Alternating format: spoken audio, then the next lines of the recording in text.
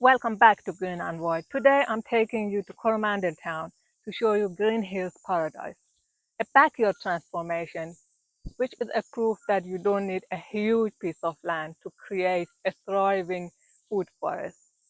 When Joe bought her property, the backyard was just a patch of grass with four small fruit trees on it, but she's transformed it into a lush permaculture garden which feels a lot bigger than what it actually is. You can't even see where it ends. Let's check it out together.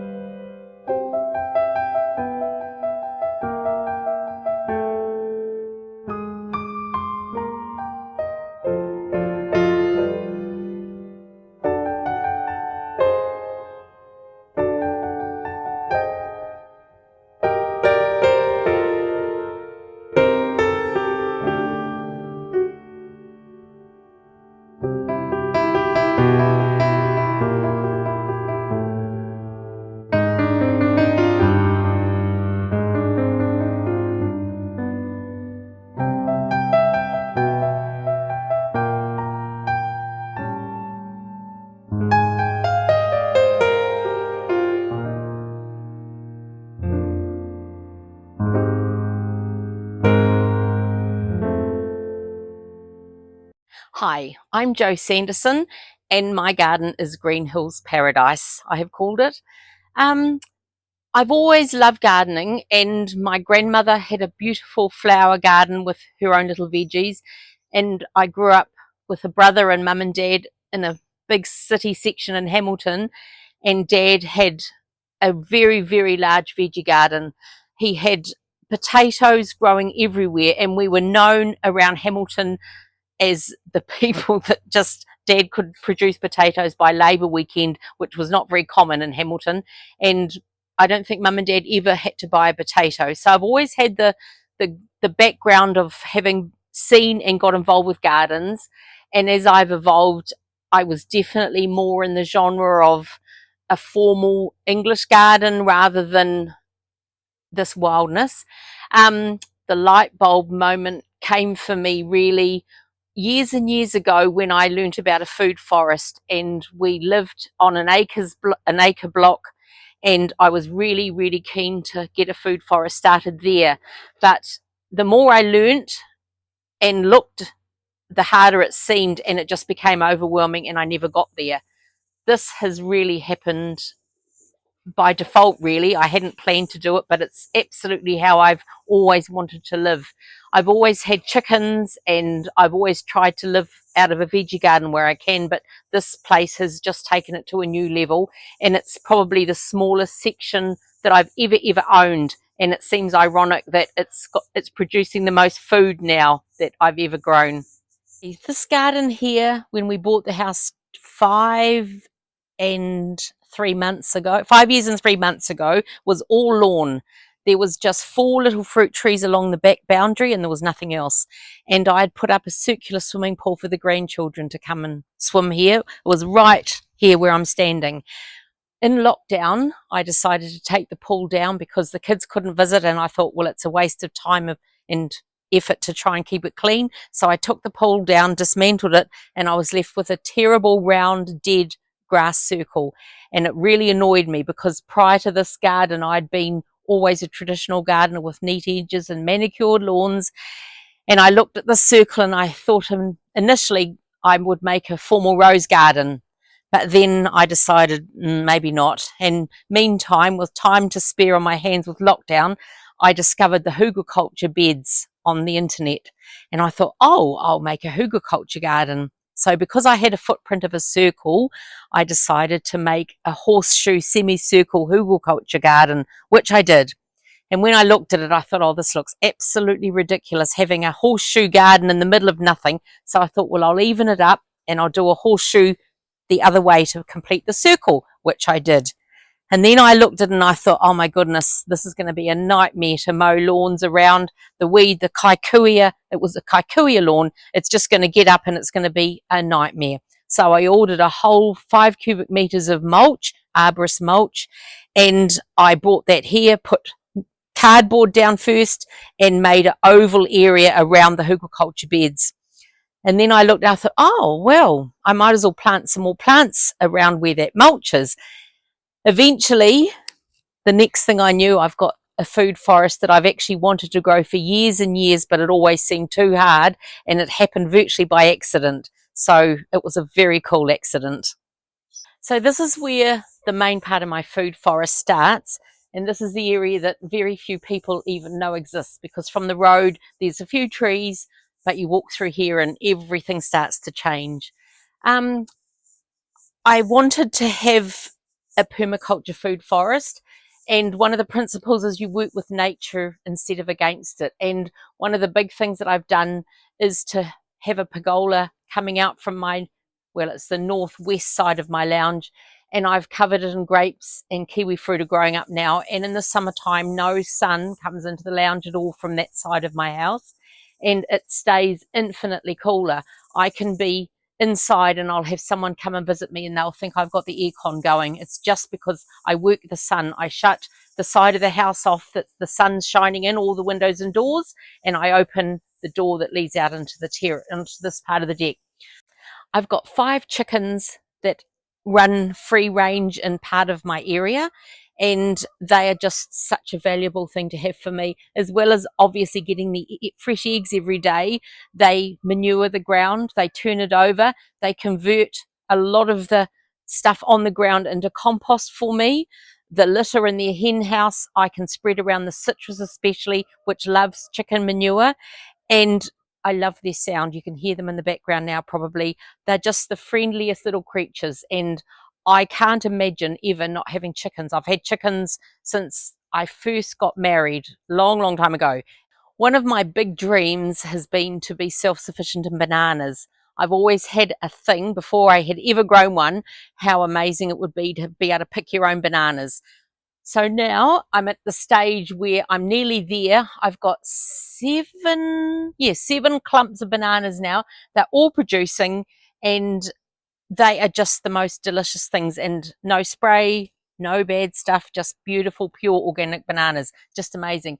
This banana plant here, this is quite interesting. When I first planted the pup, which is a baby banana plant, it was about maybe not as tall as me, and I was working in the garden and I tripped and I actually fell on it, and the poor banana went down on the ground, and I thought, well, that's history. But nature's amazing. Suddenly in the next few months, all these pups have grown up around it, and there's a flower that has come on it which shouldn't be there yet, because it's nowhere near mature. So I would imagine it'll probably only be a couple of bananas. But yeah, my banana journey is well on the way, and it's very exciting. Around my garden, I've got lots of water. It's, as well as for the birds, it's for the bees, because on the hot, hot, dry summers, they need so much water to keep their hives cooler. They bring water into their hive, and it also adds to the honey to make it the right consistency. So the water that's around the garden is as much for the bees as it is for the birds. I try to grow all my own turmeric and ginger. And ginger's not invasive like some people think.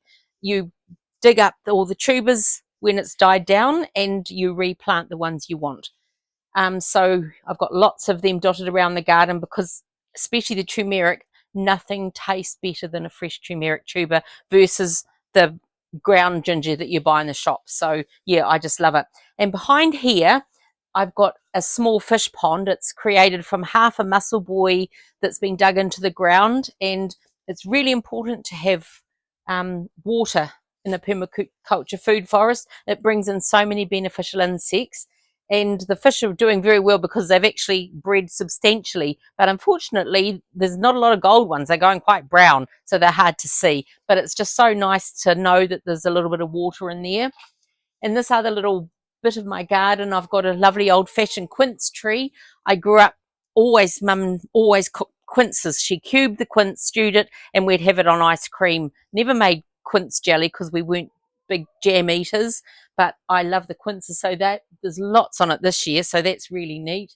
And I've got elderberries that I've been able to make lots and lots of cordial this year. And yeah, it's just so nice to have fruit that you can just literally go out and pluck and bring inside, knowing there's no sprays or nasties on them.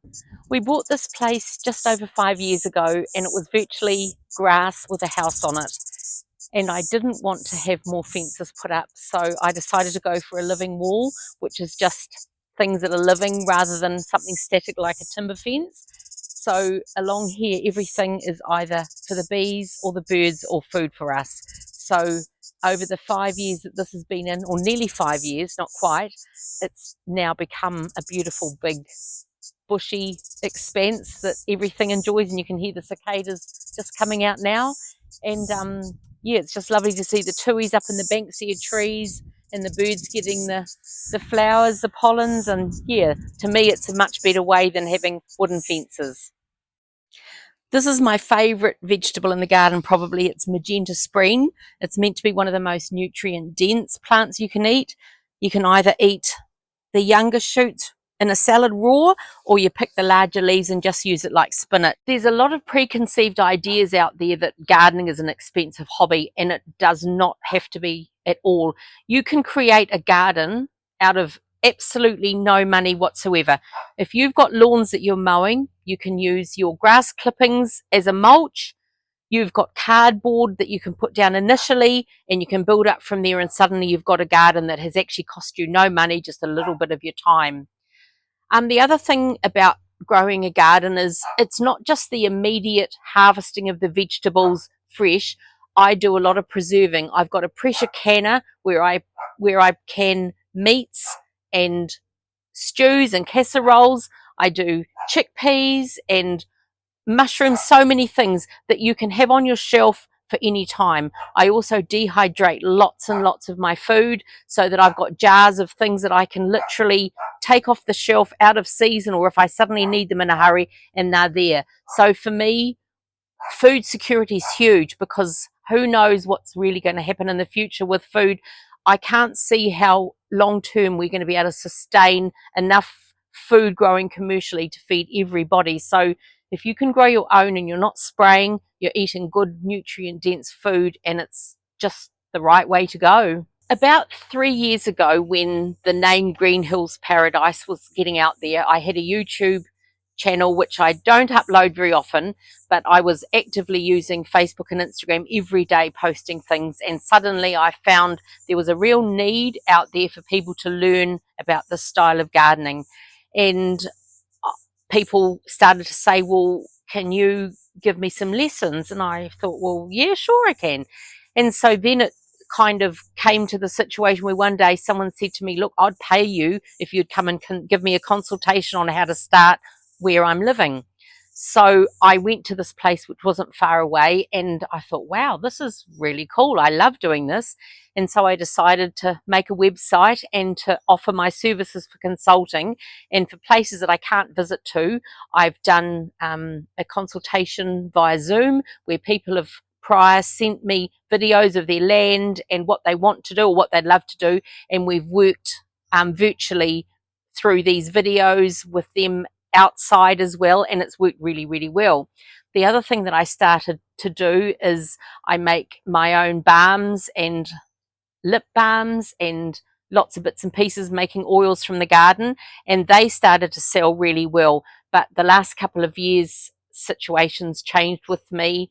My husband's actually got Huntington's disease, and he went into full-time care nearly 2 years ago now, and I'm now working full-time, so things sort of went on the back burner a little bit. But I feel now my life's got a new normal, and I'm ready to fire up again. So yeah, it's an interesting time to think ahead of what I'd love to do. So if any of you have got an area, small or large, that you would love to be able to develop, well, GreenHills Paradise is the place to visit. And yeah, we'll see what we can do to help. It'll be great.